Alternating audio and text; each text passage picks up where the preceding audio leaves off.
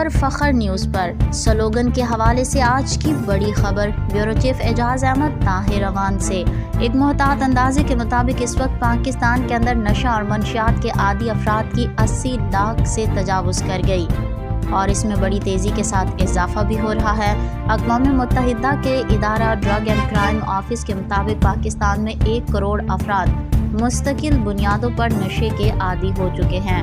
یہ تعداد دنیا کے دیگر ممالک کے نسبت سب سے زیادہ پاکستان کے تمام بڑے شہروں اور خصوصاً یونیورسٹی کے طالب علموں میں کرسٹل، آئس، چرس، ہیروئن اور دیگر نشے کا استعمال دن بدن بڑھتا جا رہا ہے۔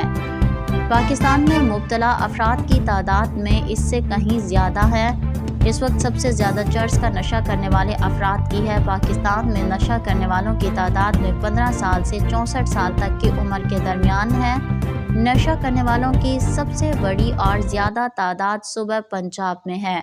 اس وقت کراچی دنیا کا دوسرا سب سے بڑا منشیات استعمال کرنے والا بانی پاکستان قائد اعظم محمد علی جناح کا شہر پہلے نمبر پر آ چکا ہے۔